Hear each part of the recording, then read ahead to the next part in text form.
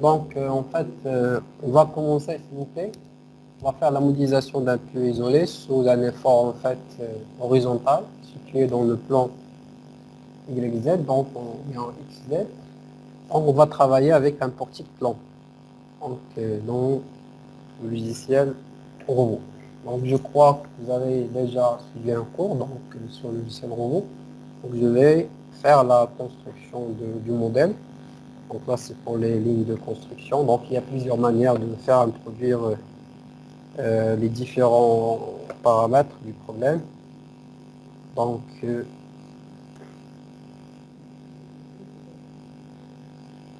Donc, ensuite, on définit en fait une barre verticale en béton. Donc là, on va définir la section du pieu. C'est un pieu, c'est un pieu en béton armé de B25. Donc là, ils sont déjà prédéfinis sur le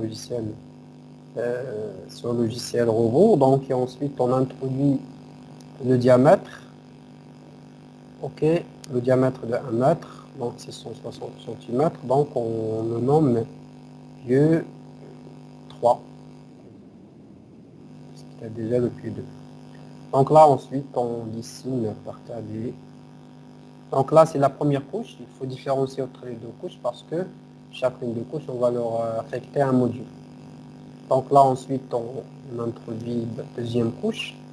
Donc, on introduit l'articulation. Et en fait, on a dit que le pieu est articulé en tête. Donc là, au niveau plutôt à la base. Donc là, c'est l'articulation au niveau de la base. Ensuite, on va en fait appliquer, on va définir en fait le sol élastique. Donc là, pour définir le sol élastique, il faut aller vers structure. Donc là, il y a des caractéristiques additionnelles. Et là, on choisit sol élastique pour les barres. Ça veut dire des barres qui sont appuyées sur des sols élastiques. Donc ensuite, on définit le type de sol élastique. Donc là, c'est un sol élastique. Il n'y a pas de sol élastoplastique. Donc par contre, dans d'autres logiciels, tels que par exemple le SAP, on peut définir un sol élastoplastique. Donc là, on peut définir des sols qui sont élastoplastiques avec la loi d'interaction complète. Donc pour l'utilisation de logiciels robots, il faut toujours faire la vérification. Est-ce que la pression de fouillage n'est pas dépassée pour pouvoir dire que le modèle que vous avez fait pour le calcul GPE sur poutre sur sol élastique, c'est valable. OK. Donc il y a un artifice de remplacer le sol élastique par des appuis élastoplastiques. En fait, dans le robot, on peut définir des appuis ponctuels élastoplastiques qu'on peut appliquer à des barres. Par contre, des appuis élastoplastiques linéaires, on peut les appliquer seulement sur les bords, par exemple, d'une poutre, d'une dalle. Donc là, ce qu'on fait toujours, c'est la vérification que en fait, la pression de fouillage n'est pas en fait dépassée en tout point du pieu. Nous allons voir comment afficher la pression du fouillage et faire la comparaison. Si la pression de fouillage elle est dépassée, là il faut passer par un autre logiciel qui permet en fait de calculer, d'utiliser la loi élastoplastique complète du pieu en fait, tel que le logiciel Foxstar. Bon, malheureusement le logiciel c'est un logiciel qui est payant. Donc, ou bien des logiciels tels que par exemple Pythagore et ainsi de suite. Ok, donc là, ce qu'on va définir, c'est en fait la couche 1. Donc la couche 1. Donc là, dans le logiciel robot, vous voyez qu'en fait, le module de réaction, là c'est là où on va introduire le module de réaction. Donc le module de réaction du sol, il est défini en kilopascal. Ok, c'est en kilopascal. Donc, en fait, il y a deux façons. Dans les logiciels, vous allez trouver des logiciels qui vous demandent d'introduire des modules en kilonewton par mètre. Donc là, c'est ce qui est dans le fascicule. Ce qu'on a déterminé, c'est en fait en kilonewton par mètre. Dans le logiciel, par exemple, tel que Robot, tel que par exemple Hades, et ainsi de suite, dans ces logiciels, elles vous demandent d'introduire une pression ou bien un module en kilopascal. Et donc, le passage du module qu'on a calculé en kilonewtons par mètre vers le module qu'on va introduire, il suffit de diviser par le diamètre du pieu. OK? Il faut diviser par le diamètre du pieu. Est-ce que c'est bon? Il faut diviser par le diamètre du pieu en kilopascal pour avoir un module en kilopascal. C'est bon? Dans ce cas, on a un pieu qui fait 1 mètre de diamètre. Donc, la valeur, c'est la même, mais l'unité, elle est différente. OK? Pour la première couche, ça va être 21,160. Par exemple, il faut faire attention. Par exemple, si on a un pieu de diamètre de 1,60 m, de 1,50 m, il faut diviser le module par 1,50 m. Donc, on va ajouter la couche et donc on va ajouter la deuxième couche. J'ai mis 11 parce qu'il y a déjà des couches de... Donc là, ensuite, on va définir la deuxième couche, 80 680. Donc là, on va l'ajouter. Ensuite, il suffit d'appliquer en fait la couche de sol élastique qu'on a définie sur les barres. Pour la première couche, on va appliquer la couche 1. Et pour la deuxième couche, on va appliquer le module de la deuxième couche. OK. Ensuite, on va créer un cas de charge qui va correspondre au cas de charge. Donc là, on va ajouter le poids propre. Donc le poids propre, c'est pas l'objet de la modélisation. Il n'y a pas de souci pour la modélisation du poids propre. Et on va plutôt modéliser les efforts en tête. OK. Donc ensuite, on va créer un chargement, donc un charge qui est égal à 100 kN. Donc, qu'on va appliquer au niveau de la tête du pieu. Donc là, c'est le modèle. Donc on a terminé le modèle, c'est un peu simple à faire.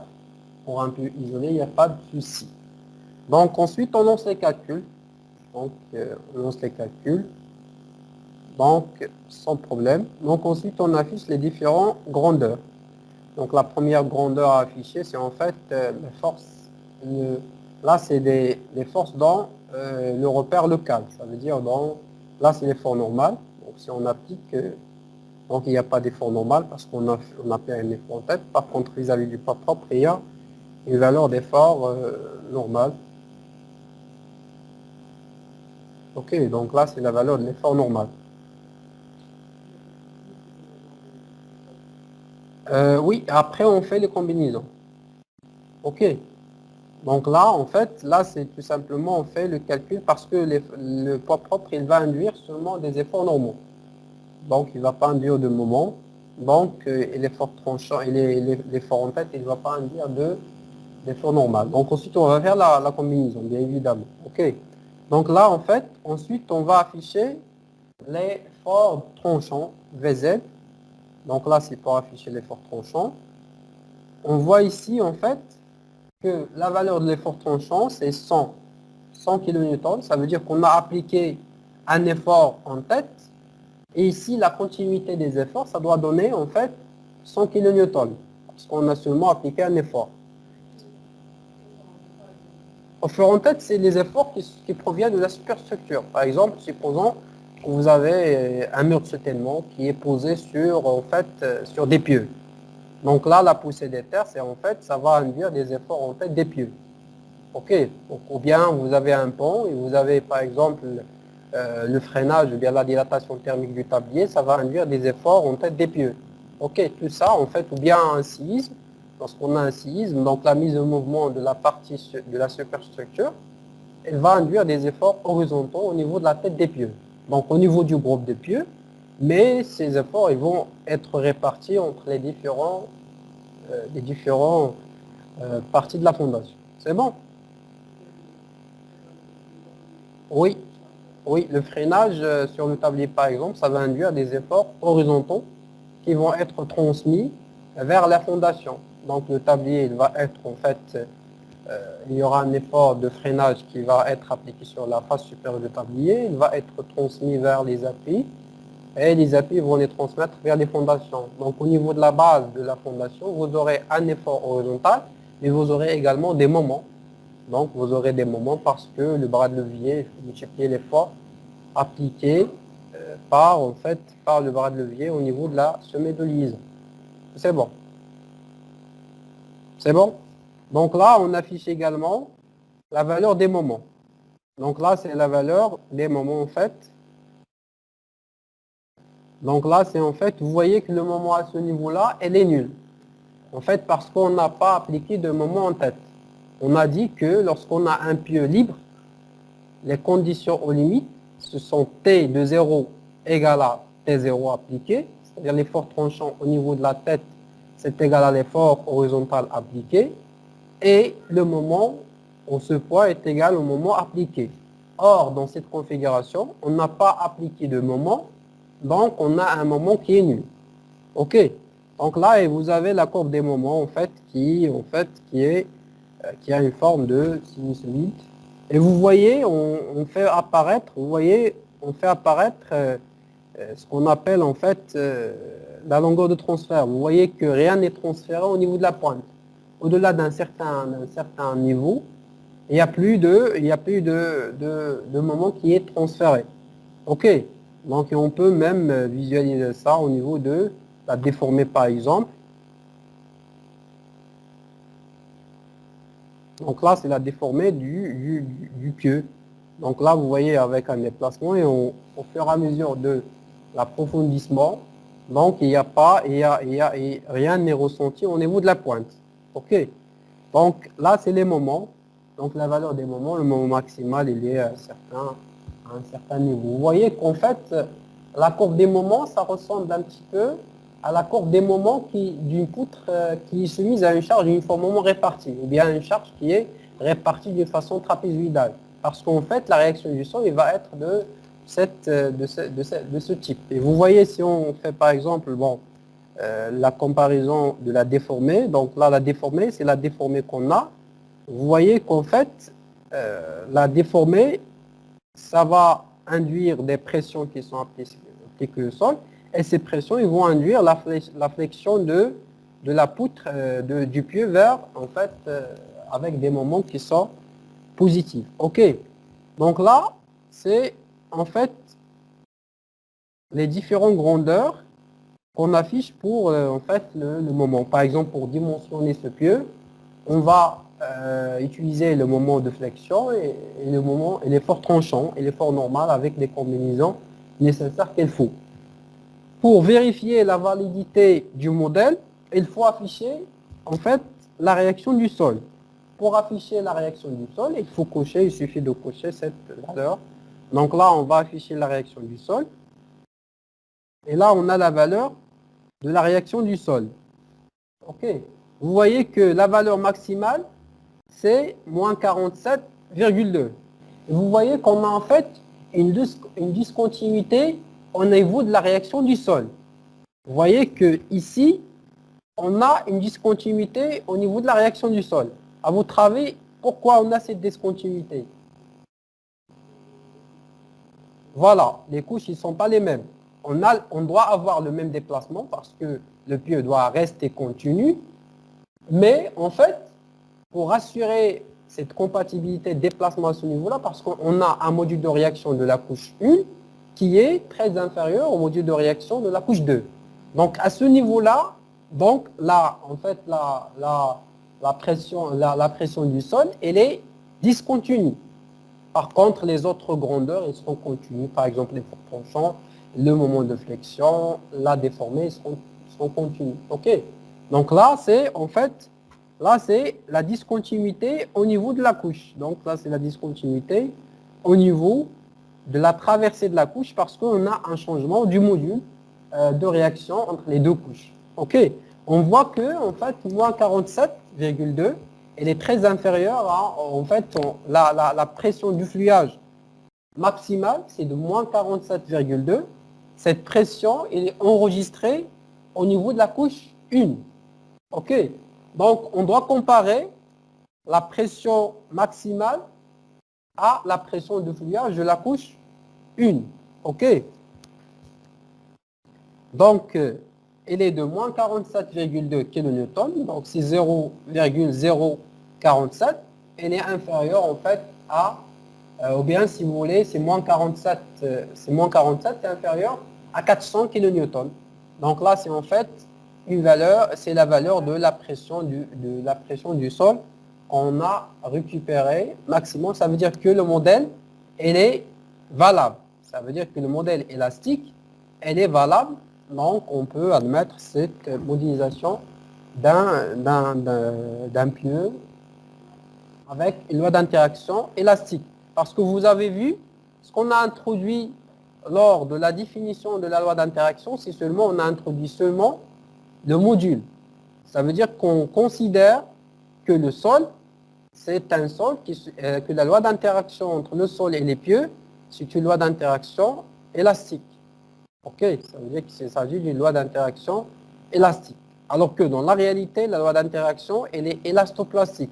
Mais ces deux lois, elles sont identiques lorsqu'on ne dépasse pas le seuil de plasticité qui est en fait la pression du fluide. Est-ce que c'est bon?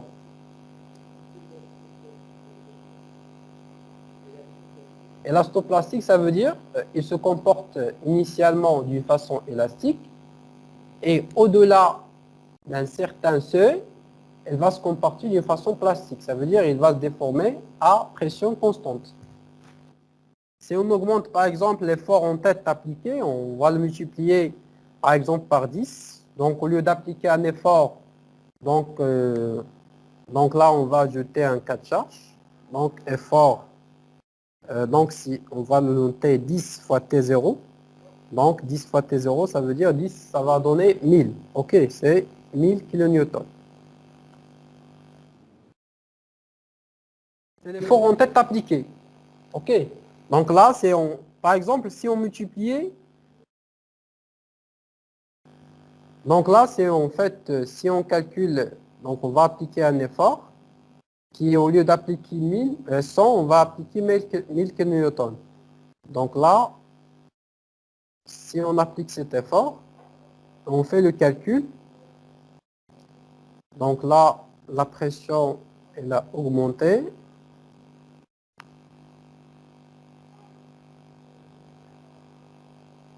Sous cet effort, vous voyez qu'en fait, on trouve là moins 475. On a dépassé la pression du fluidage. Ça veut dire que le modèle n'est pas valable. Parce que normalement, lorsque on atteint la pression du fluidage, on va plafonner la réaction du sol. OK, on va plafonner la réaction du sol à ce niveau-là. On doit avoir ici, par exemple, 400, et on va appliquer au niveau de ce point, par exemple, on va appliquer 400. Et on va refaire le calcul. On va imposer la charge à ce niveau-là. On va refaire le calcul. OK, on va refaire le calcul et voir comment ça va se comporter. En fait, il faut différencier entre un modèle qui est valable et un pieu qui ne passe pas. OK? En fait, lorsque la pression du fluidage elle est dépassée en un certain ensemble de points, ce n'est pas un problème. OK. Quand est-ce qu'on doit revoir les dimensions? C'est lorsque la pression du fluidage elle est dépassée en 2 points du pieu. Là, on n'a pas de réaction du sol qui va permettre d'équilibrer ces forces. OK, parce que ce qu'on a fait dans la stabilité globale, ça veut dire la stabilité externe du pieu, on fait seulement la vérification vis-à-vis de la compression et vis-à-vis de l'arrachement. Ça veut dire vis-à-vis de la traction et vis-à-vis de l'arrachement.